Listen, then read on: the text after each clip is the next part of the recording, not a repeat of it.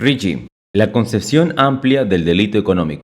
Primero, el concepto del delito económico, que es consecuencia de precisiones derivadas de la teoría del bien jurídico que se acaban de exponer, originó la denominada teoría restringida, en cuya virtud el cometido del derecho penal económico queda acotado a la tutela de intereses supraindividuales.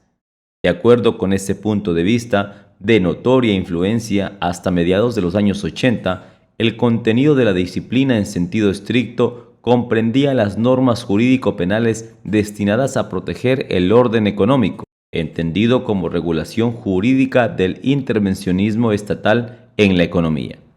Ese criterio de delimitación se correspondía con una noción también restringida del derecho económico, asimilable al conjunto de normas vinculadas al derecho de la economía dirigida por el Estado.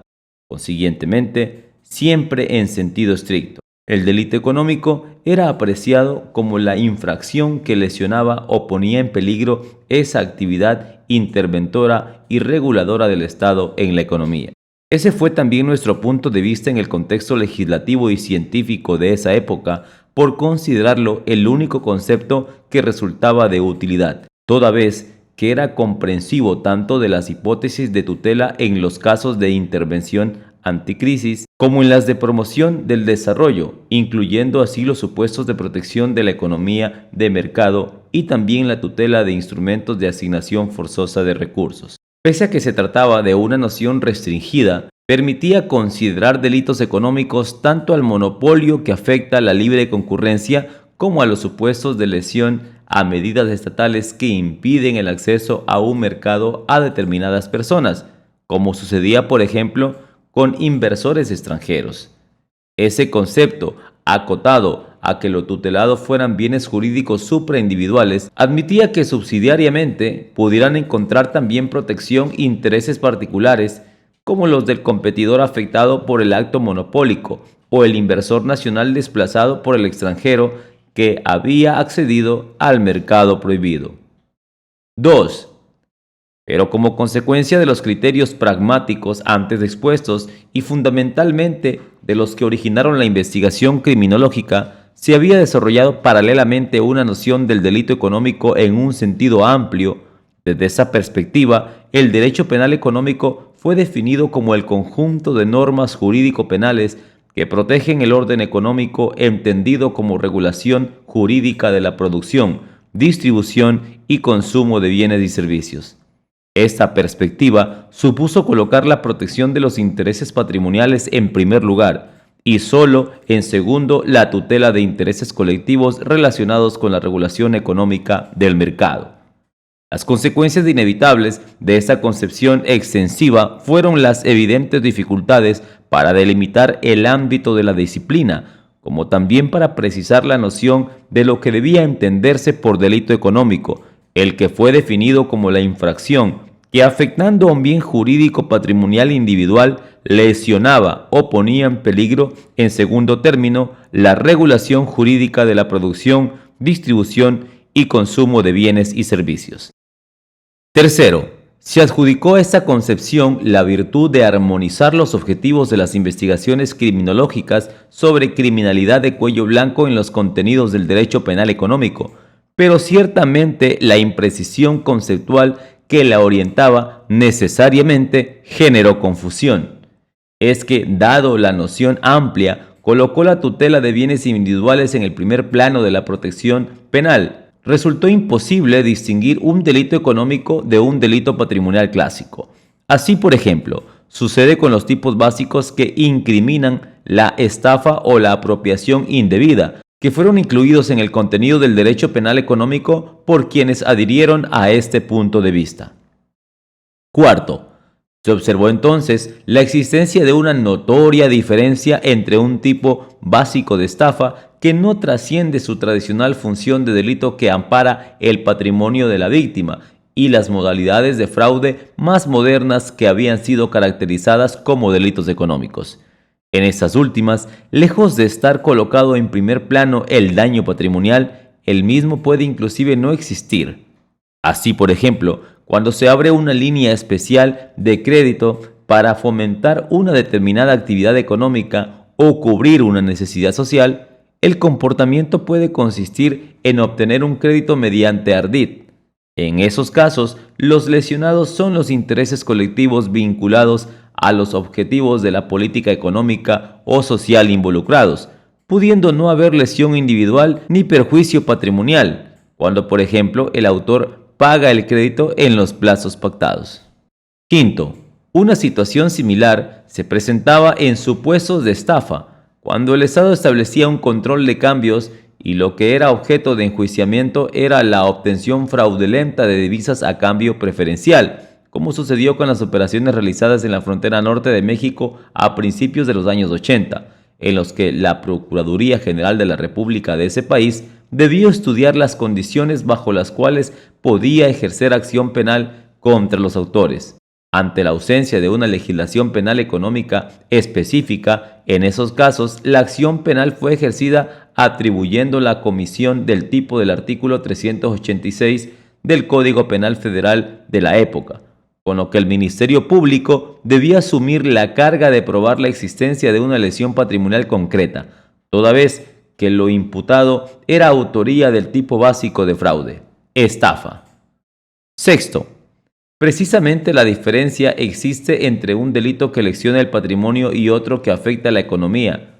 Pudo observarse en oportunidad de sancionarse la primera ley contra la delincuencia económica vigente en Alemania desde 1976, que incriminó la estafa de subvenciones, pues lo tutelado fueron los objetivos de política económica y social para cuya satisfacción el Estado había previsto la subvención.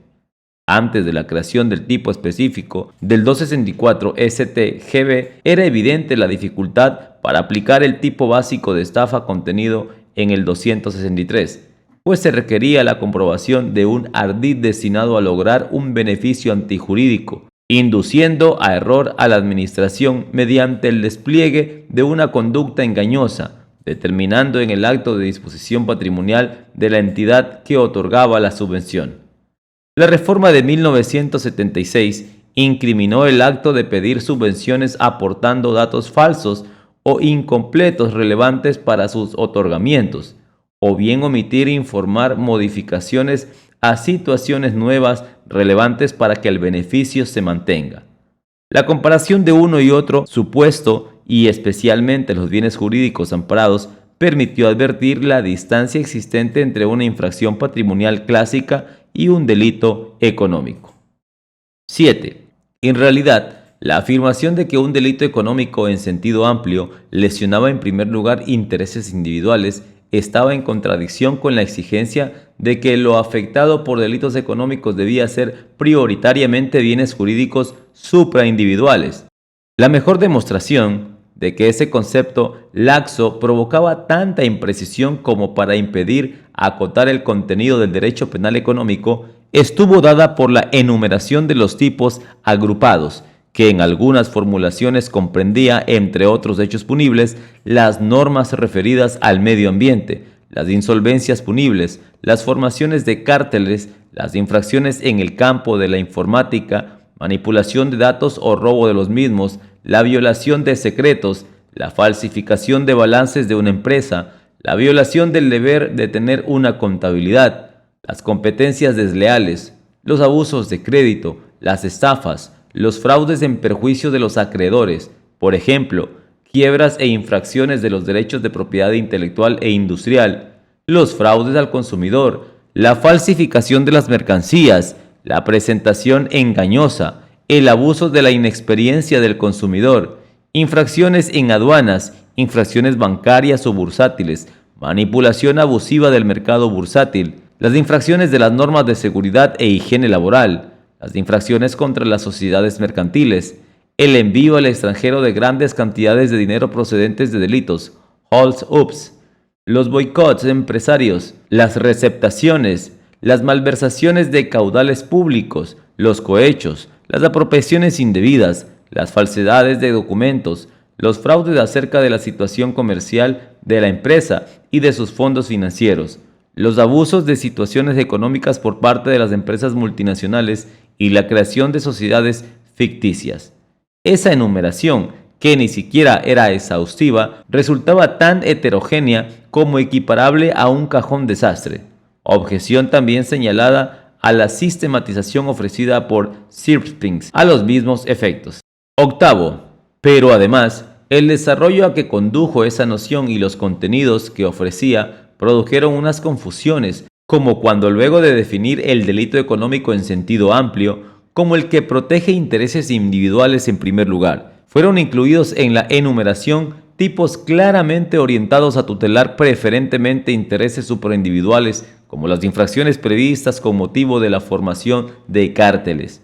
Otro ejemplo de esa contradicción estuvo dado por la tutela penal del medio ambiente. Curiosamente, el primer ejemplo de la enumeración mencionada, como si fuera claro, que está prioritariamente destinada a proteger intereses individuales, cuando sucede todo lo contrario. A. Los delitos ecológicos giran en torno a la idea de protección del medio ambiente natural, habiéndose definido sus objetos de tutela en la conservación del suelo y la flora, el mantenimiento de la pureza de las aguas, la eliminación de basuras, la protección contra gases perjudiciales, la eliminación o reducción de los efectos nocivos de la radiactividad y los desperdicios químicos y la protección contra los ruidos. B. La definición del bien jurídico protegido en los supuestos de tutela penal del medio ambiente como la síntesis de otros bienes jurídicos tradicionales, consistente en la preservación de los recursos naturales para garantizar a corto plazo la calidad de vida y a largo plazo la vida misma. Es claramente indicativa de que se orienta a proteger intereses de la comunidad en su conjunto. C. Cuando se responde al interrogante relativo a los bienes y objetos jurídicos amparados por las normas de protección del ambiente, no puede negarse que se tutelan bienes tradicionales como la vida o la propiedad, pero se aclara en forma terminante que esos bienes jurídicos añejos no agotan ni son el inmediato y principal objeto de protección de las normas aludidas, pues lo que primariamente se ampara es el derecho de todos a un entorno de vida adecuado. D. Consideramos entonces suficientemente claro que si los delitos ecológicos formaban parte del derecho penal económico, no era por efecto del desarrollo de una noción amplia del mismo, sino precisamente porque se apartaban de los parámetros que la conformaban. Capítulo 5. Las características del derecho penal económico contemporáneo. Primero, el perfil del derecho penal económico hasta los años 80. Hasta la década de los años 80, el derecho penal económico presentaba una fisionomía que en forma generalizada suponía la adopción de una conceptualización bidimensional. 2 puntos. Primero, se reconocía la importancia de un concepto restringido vinculado a una noción de las mismas características del delito económico, que era consecuencia de precisiones relacionadas con la teoría del bien jurídico, de lo que surgían 3 consecuencias. 2 puntos. A. El cometido del derecho penal económico quedaba acotado a la tutela de intereses colectivos o, si se prefiere, supraindividuales. B. Se consideraba que la disciplina solo comprendía las normas jurídico-penales que protegían el orden económico. Y C. Por orden económico se entendía la regulación jurídica del intervencionismo estatal de la economía. Consiguientemente, desde esa perspectiva restringida, el derecho penal económico era el sector jurídico que reforzaba con combinaciones penales la dirección y control estatal de la economía. Segundo, pero convivía con el anterior un concepto amplio en el que se indican 2 factores, 2 puntos. A. Una visión pragmática del delito económico que agrupaba los distintos tipos penales con significación económica. Y B. Un concepto proveniente de la investigación criminológica cuya visión de white collar crime prescindió de la noción de bien jurídico, centrando su preocupación en las características del autor. Esta visión amplia presentaba las siguientes características. 2 puntos. A. El derecho penal económico era definido como el conjunto de normas jurídico-penales destinadas a proteger el orden económico, entendido como la regulación jurídica de la producción, distribución y consumo de bienes y servicios. B. Era una concepción extensiva que colocaba como objeto de protección en primer lugar intereses patrimoniales, cuyo titular podía ser el Estado o los particulares. C. Solo en segundo término se atendía a la tutela de bienes colectivos relacionados con la regulación económica del mercado. Segundo, la evolución ulterior. Cuando se observa el panorama del derecho penal económico en la actualidad, resulta evidente que prevalece hoy una concepción amplia, consecuencia del evidente predominio de la economía de mercado y de la decadencia del dirigismo estatal. Al reparar en el conjunto de áreas involucradas, en enumeraciones que nunca resultan exhaustivas, se advierte que como consecuencia de la referida noción amplia, son considerados delitos económicos. A. Los delitos fiscales, los fraudes de subvenciones, los delitos cometidos en el seno de instituciones bancarias y los que afectan a las instituciones financieras. D. Los delitos vinculados al funcionamiento de empresas privadas de seguros. E. Los delitos contra la seguridad social. F. La quiebra fraudulenta. G. Los balances falsos. H. La competencia desleal. E. I. Los hechos punibles vinculados con el comercio exterior. Lo expuesto hasta ahí permite extraer dos conclusiones, A. La primera es que se advierte una expansión de los contenidos del derecho penal económico y B. La segunda es que esa expansión se ha dado inclusive en el ámbito del derecho codificado. 2. Si tomamos el ejemplo de Alemania, se advierte la siguiente evolución. A.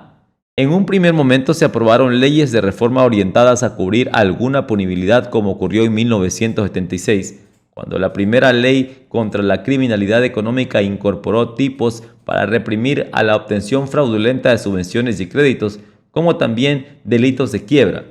10 años después, la misma finalidad tuvo la segunda ley contra la criminalidad económica, fundamentalmente destinadas a castigar la manipulación fraudulenta de computadoras.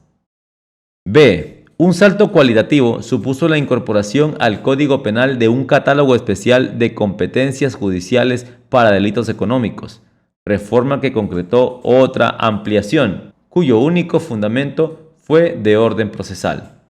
C. Finalmente, se adoptó otro criterio expansivo que reconoce su origen en la investigación criminológica y que consistió en considerar delito económico al cometido utilizando una empresa o en beneficio de la misma.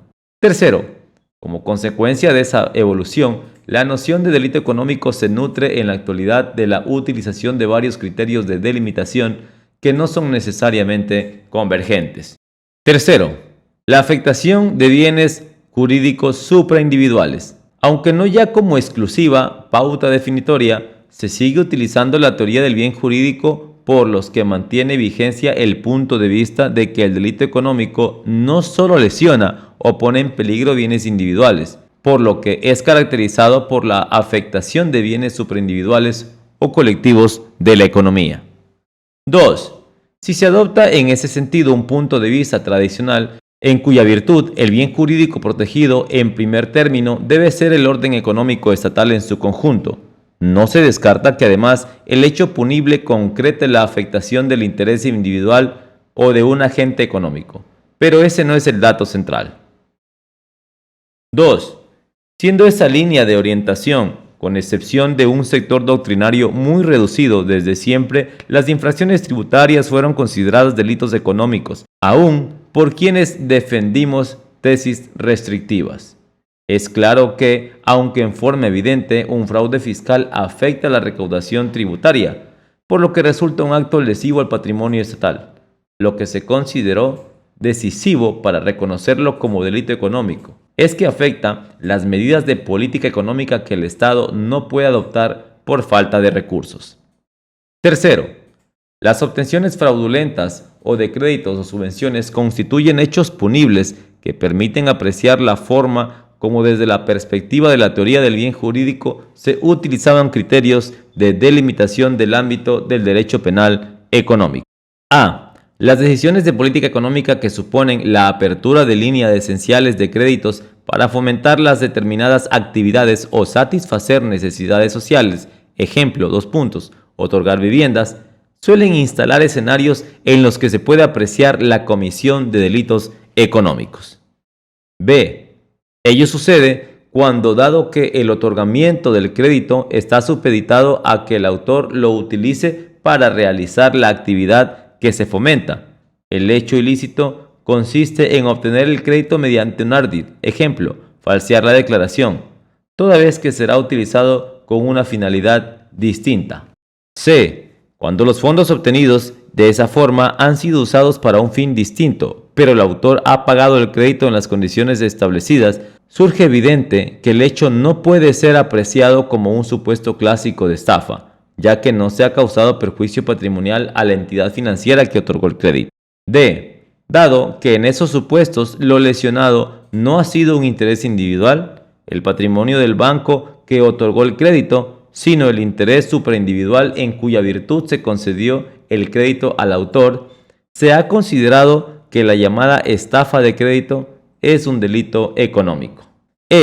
Por ello, ya en los años 70, cuando la segunda ley contra la delincuencia económica modificó el 265b del Código Penal alemán, lo que se incriminó fue la simple obtención de un crédito, cuando había existido una desviación dolosa de las condiciones crediticias sin exigir perjuicio patrimonial. Cuarto, también la protección de un programa subvencional supone la adopción de una perspectiva supraindividual que trasciende la mera tutela del patrimonio, ya que, dado que como consecuencia del hecho punible los recursos obtenidos por el autor no han satisfecho la necesidad que fundamentaba la entrega, lo causado es una frustración de dicho programa. Dado que lo lesionado es precisamente ese cometido público de distribución de recursos basado en la satisfacción de intereses generales, el fraude de subvenciones no encuentra sentido cuando no se trasciende una perspectiva patrimonial, pues el objeto de protección es el correcto desarrollo del programa que estableció la subvención. Cuarto, la criminalidad a través de empresas. Tanto por su incidencia como escenario apropiado para la comisión de hechos punibles de significación económica, como por las dificultades que plantea para su adecuada prevención y especial represión, las modalidades delictivas que involucran a las corporaciones empresarias han sido consideradas un problema esencial para el derecho penal económico. A. Debe admitirse que influyó para ello el desarrollo de la investigación criminológica que, en el ambiente científico ofrecido por la Escuela de Chicago, permitió el desarrollo de los puntos de vista que sobre los delitos de cuello blanco fueron presentados desde fines de la década del 30. B. Por otra parte, las investigaciones empíricas que orientaron esos puntos de vista pusieron de relieve las actividades ilegales de las 70 más grandes corporaciones norteamericanas y de 15 empresas de servicios públicos. Segundo, sin embargo, hasta los años 80 se mantuvo una notoria distancia entre la sociología criminal y el derecho penal, cuando de lo que se trataba era de precisar el sentido adjudicado a la expresión delito económico. La noción del white collar crime, organizada en Sutherland y desarrollada por las investigaciones criminológicas, en la medida en que partían del autor como un objeto de estudio, centraban su preocupación en explicar las características de los delincuentes económicos. La influencia de sus puntos de vista sobre la dogmática penal no podía ser relevante mientras las aproximaciones al tema desde la ciencia jurídica partían del hecho cometido, centrando su preocupación en delimitar el ámbito del derecho penal económico no ya en función del autor, sino del bien jurídico tutelado. Tercero, para explicar el cambio de fisionomía operado en la delimitación de los contornos del derecho penal económico, se acude al ejemplo en que se omiten ingresar cuotas de trabajadores a la seguridad social, delito especial propio toda vez que requiere ser cometido por un empresario. Cuando la doctrina contemporánea considera esos hechos punibles como delitos económicos, admite de que está adoptando la definición criminológica de criminalidad económica, como es el caso de la delincuencia en el ejercicio de una profesión, occupational crime, o a través de una empresa. Quedó así incorporado como segundo criterio de delimitación del ámbito del derecho penal económico, que el delito haya sido cometido a través de una empresa, pauta que, como es evidente, prescinde de consideraciones vinculadas a la teoría del bien jurídico. Quinto, el abuso de modernos instrumentos de la vida económica. Primero, finalmente, para agrupar hechos punibles en el marco del derecho penal económico, se ha utilizado como tercer criterio de delimitación considerar delitos económicos a los que suponen un abuso de modernos instrumentos de la vida económica. Como ejemplos de esa categoría, se ofrecen el uso indebido de cheques y tarjetas de crédito, como también los delitos que se cometen mediante computadoras. Segundo, es claro que un agrupamiento de esas características prescinde de la teoría del bien jurídico, pues lo que toma en consideración es el objeto concreto del tipo penal, es decir, el cheque, la tarjeta de crédito o la computadora. Debo admitir que nunca participé de este punto de vista, como también que en relación al derecho argentino censuré la atribución de competencia al fuero penal económico de los delitos que se cometen mediante cheques, por considerar que respondía a un criterio procesal errático, que por otra parte no ha sido seguido ni en relación a los fraudes informáticos como tampoco respecto al uso abusivo de tarjetas de crédito.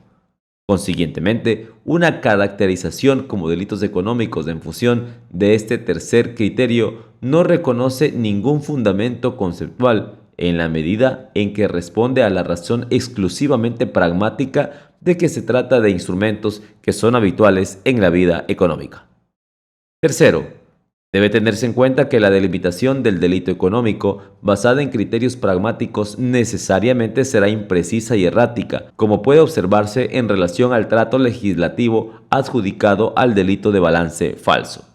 Así, mientras en algunos sistemas jurídicos, como en España, el balance falso ha sido considerado una modalidad de falsedad documental, resulta más claro su perfil de delito económico en Argentina, cuyo Código Penal lo prevé como un supuesto de fraude al comercio o la industria. Artículo 300, inciso 3, Código Penal. Sexto, características del derecho penal económico contemporáneo. Lo expuesto hasta aquí permite advertir que en el derecho penal económico contemporáneo se pueden señalar las siguientes características. 2 puntos. A. La tradicional discusión relacionada con el bien jurídico que protegen los delitos económicos, si bien no ha sido abandonada, carece de la trascendencia que tuvo hasta los años 80. B. Ello es consecuencia de que la caracterización de un hecho punible como delito económico no depende exclusivamente de la determinación del bien jurídico protegido. Se puede advertir que también son considerados delitos económicos algunos casos en los que el delito es cometido a través de una empresa o mediante abusos de modernos instrumentos que se utilizan en la vida económica. D. Es por ello oportuno recordar la obstinación de quienes hace unas décadas negaron la existencia del derecho penal económico, preocupados por los considerables estrópicos que esa bestia suelta puede causar. Porque si lo seguimos nombrando, es seguro que irá cobrando existencia y aumentando su poder, por lo que recomendaban predicar que ese animal no existe. Es evidente que en el escenario actual el derecho penal económico ha ganado importancia cuantitativa. Sin embargo, no es menos cierto que ha perdido precisión conceptual. F.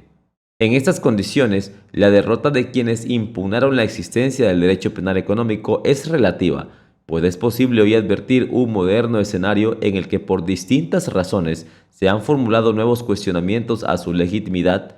Las impugnaciones tradicionales, la principal de las cuales estaba vinculada a la responsabilidad penal de las personas jurídicas, han perdido espacio, pero han surgido un nuevo escenario de cuestionamiento.